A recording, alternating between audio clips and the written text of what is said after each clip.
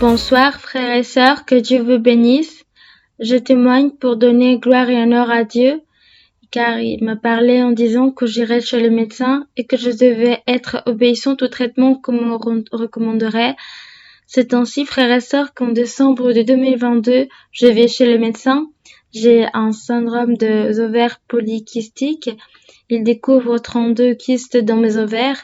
J'ai commencé les traitements comme on l'avait indiqué le médecin me disait avec ces termes que je ne pourrais pas avoir d'enfant et que pour y arriver, je devais suivre un traitement et j'ai hoché la tête en acceptant. Cependant, je me souvenais d'une promesse que le Seigneur m'avait faite il y a de nombreuses années. Il m'avait dit qu'il me donnerait d'une descendance, qu'il protégerait ma vie et de cet être qui entrerait dans notre famille, car le diable chercherait à mettre des obstacles et à mettre nos vies en danger. J'ai commencé donc le traitement, mais le médecin m'affirme encore que je ne pourrais pas avoir d'enfant. C'est donc en mai de 2023, je découvre que je suis enceinte.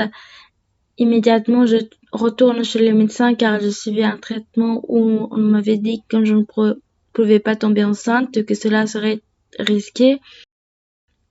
Mais mes frères et sœurs, tout allait bien, mon bébé allait bien. Les mois de ma grossesse se sont déroulés sans problème et ma grossesse était considérée comme un faible risque.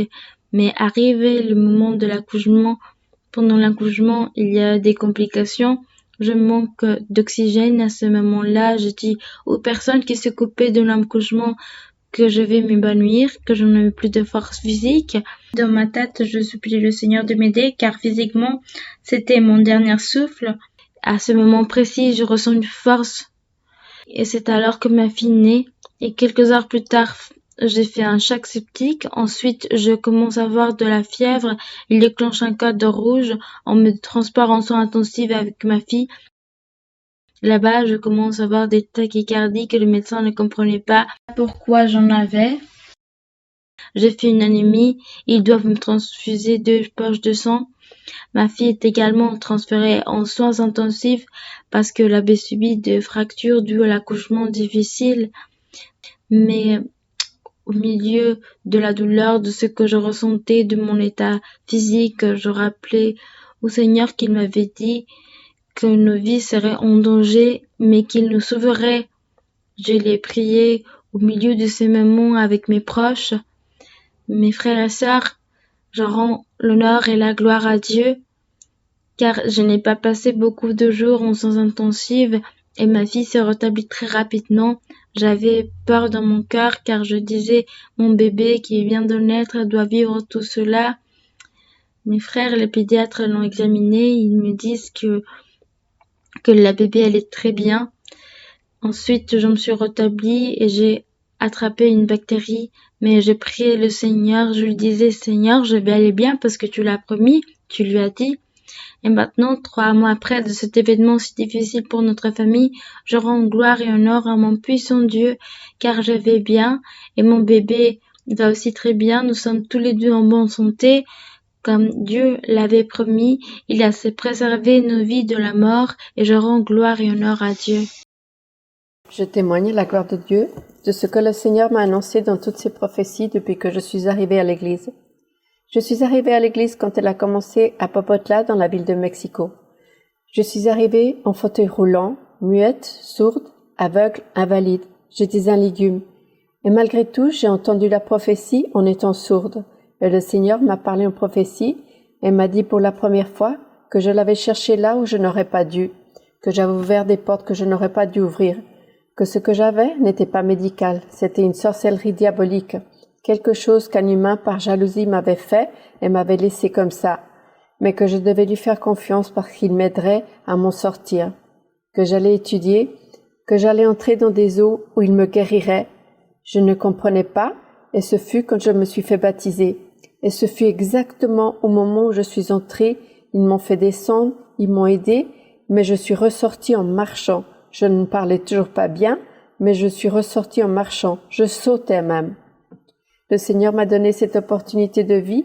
J'ai donc continué à aller à l'église, à apprendre à connaître la sœur parce que je ne la connaissais pas.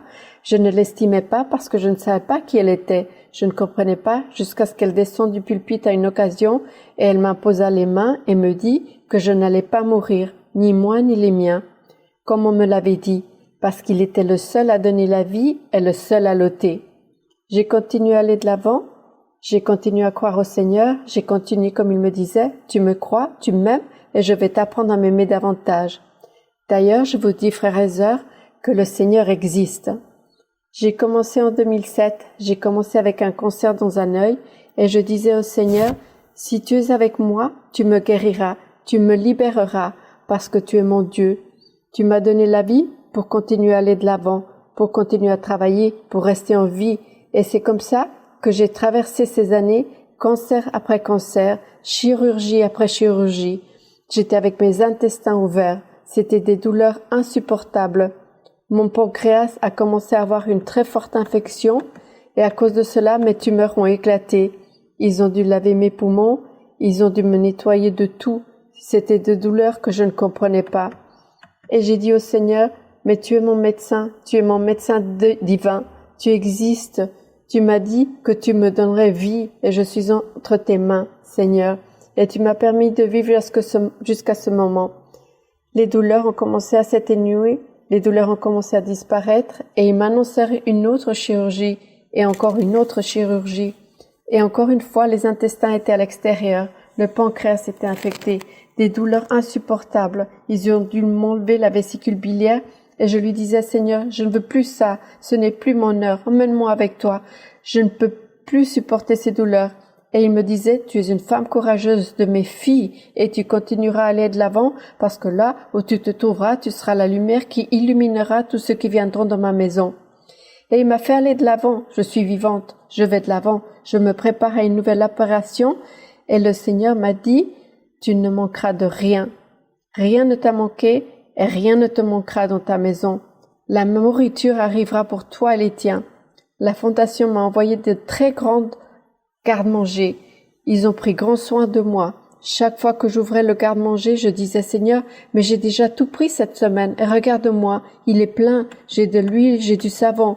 Mes frères, jusqu'à ce moment même où je suis en train d'enregistrer avec vous et où je parle, je vous dis que j'ai encore un garde-manger qui est arrivé dans ma maison. J'ai de la nourriture, des aliments. J'ai eu le Covid ainsi que mon fils qui vivait avec moi. Nous n'avons manqué de rien. Le Seigneur m'a dit qu'il me donnerait de la nourriture, des vêtements, de la subsistance, une maison. Les loyers ont été payés. Le Seigneur m'a comblé.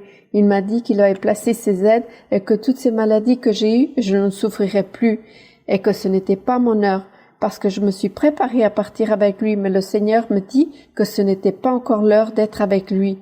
Et tu t'es déjà préparé et tu me l'as demandé, mais je t'ai déjà dit que ce n'est pas encore ton heure. Tu iras de l'avant et tu continueras à me servir sans répit, et je te dis même que je te donnerai vie et longueur d'année. Et il te demandera, pourquoi tu fais tellement jeune si tu as tellement de maladies? Je ne me plains pas. Je me mets debout et je le regarde en face tous, et je dis, Seigneur, tu m'as donné vie, je vais de l'avant, je continue à faire mes choses, je continue à travailler dans ce que je peux, j'ai de la nourriture, le moyen de subsister, tous mes frères à la maison. Et j'ai témoigné pour donner la gloire à notre Dieu. Bonjour frères et sœurs, que le Seigneur vous bénisse. En rapport avec l'enseignement qu'on a reçu aujourd'hui sur le fait d'éveiller la promesse, il m'est venu en tête qu'il y a peu de temps j'ai été hospitalisé, ma santé était devenue très fragile et l'enseignement dit vrai frères et sœurs, car le Seigneur me disait que l'ennemi voulait prendre ma vie. J'ai eu de gros problèmes d'intestin de telle manière que l'une des solutions qui m'était proposée était d'enlever mon gros intestin. Je prie beaucoup le Seigneur avec mon épouse, on s'efforçait durant plusieurs jours, on se dédiait beaucoup à cela. Nous nous sommes rappelés de la promesse du Seigneur qui disait que nous devions lire, même si ce n'était pas une obligation, mais il allait bénir grandement le fait de lire le livre d'expérience. Avant d'être hospitalisé, on nous a donné le livre d'expérience, et ce fut cette semaine qu'on m'a hospitalisé, et je me suis rappelé de la promesse. Et avec mon épouse, à l'hôpital, nous avons commencé à lire, de telle manière que nous avons quasiment lu le livre en une journée, car on s'était dédié à cela. Et le Seigneur a œuvré, grâce à Dieu, on m'a effectué une petite intervention chirurgicale, mais le corps médical n'a pas eu à m'extraire le gros intestin, car cela aurait été quelque chose d'inhumain. Je prie énormément le Seigneur, et le Seigneur, dans sa miséricorde, a accompli sa promesse. Cela, je le témoigne pour donner la gloire et l'honneur au Seigneur.